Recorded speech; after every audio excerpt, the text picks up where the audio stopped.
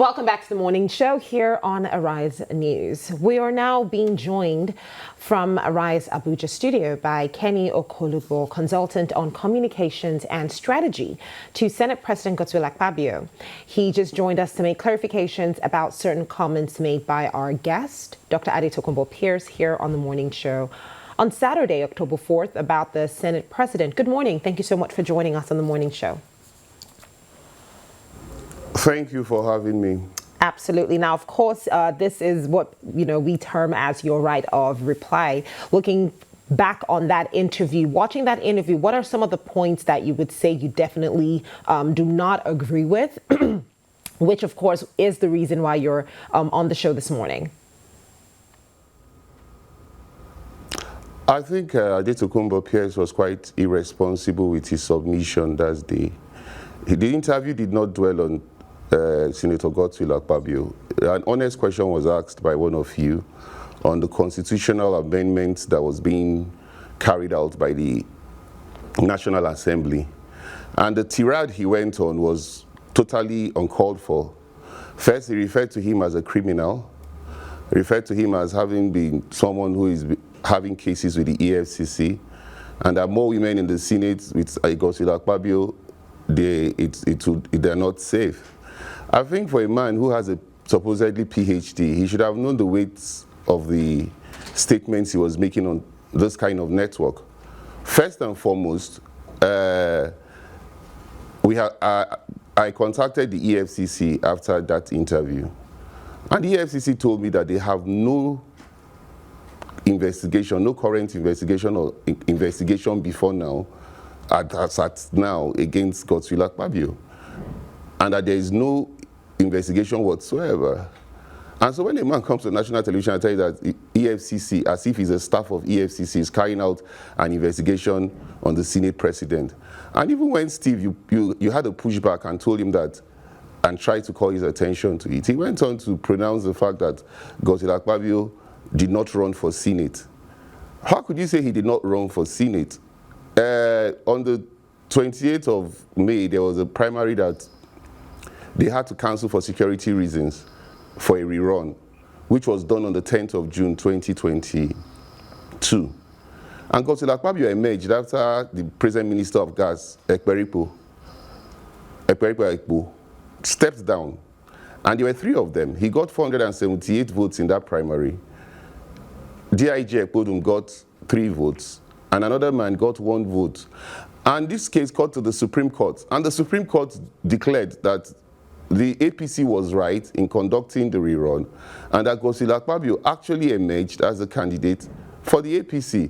So when you now have a man who says he has PhD come and sit down for a matter that has gone to the Supreme Court and to say that he did not run for the Senate, I also think that was quite irresponsible. And he also went on to now say that women are not safe if Godswill Akpabio is the Senate President.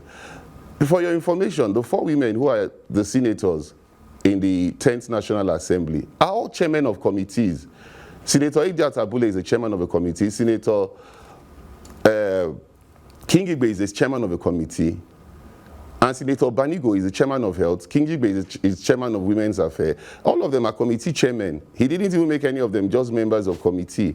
So when a man just comes and makes such, misleading statements, I think you shouldn't give such platforms, because he has been written a letter by Godswill Akpabio, the Senate President's lawyers, and we have given him 3 days to retract those statements and issue a public apology on the same Arise TV, Channels TV, AIT, Niger Info, and to publish in Guardian, This Day, and Vanguard.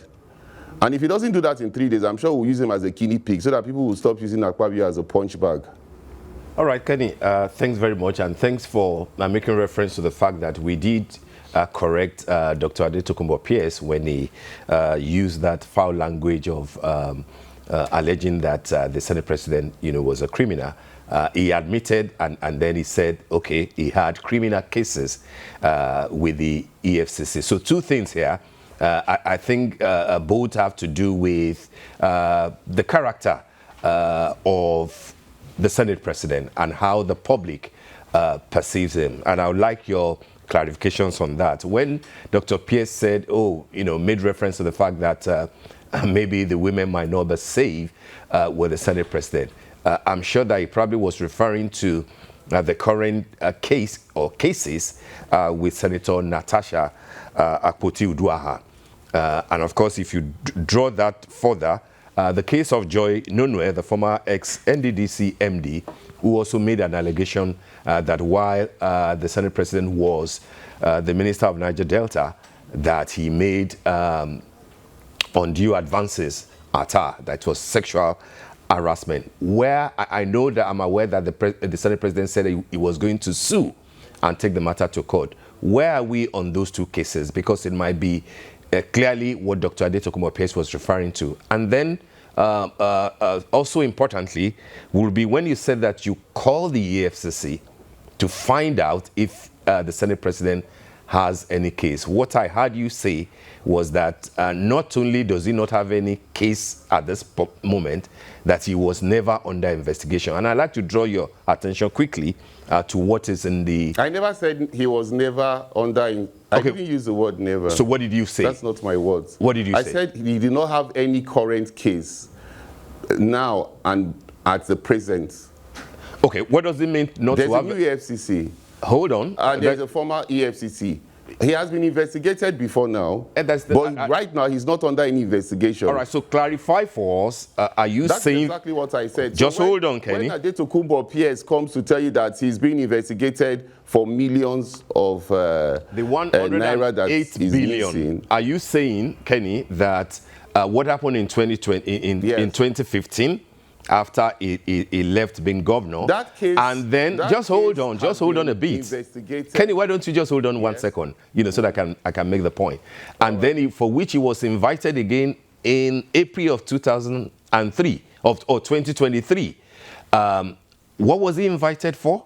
Are we saying therefore that today, 2025, the Senate President, all the allegations against him have been discarded by the EFCC because, as you said, we now have a new helmsman in the EFCC? Should that be what the public should take? I didn't say because we have a new helmsman. Steve, please don't try to put words in my mouth. You said this is a new EFCC. That's what you said. You said it's a new EFCC. Is the same. Okay. I said as at now, the cases, there is no case being investigated. So what happened to the previous investigations? What happened to the previous investigations? That matter has been concluded and he was not indicted. I can tell you authoritatively. Without going to court? The matter has been concluded and he was not indicted. All right, that's fine. And that is why the case has been closed. But beyond that, when you say case Adetokunbo Pearse was referring, you cannot be in his mind. I beg to disagree, Steve. I didn't say he was referring. Adetokunbo's mind. I didn't say he was referring. The 4 men who are members of the 10th Senate, yes, were made all chairmen of committees. Why I do not want to comment on these cases you mentioned. Yeah. I'll rightly tell you that Godswill Akpabio, the Senate President,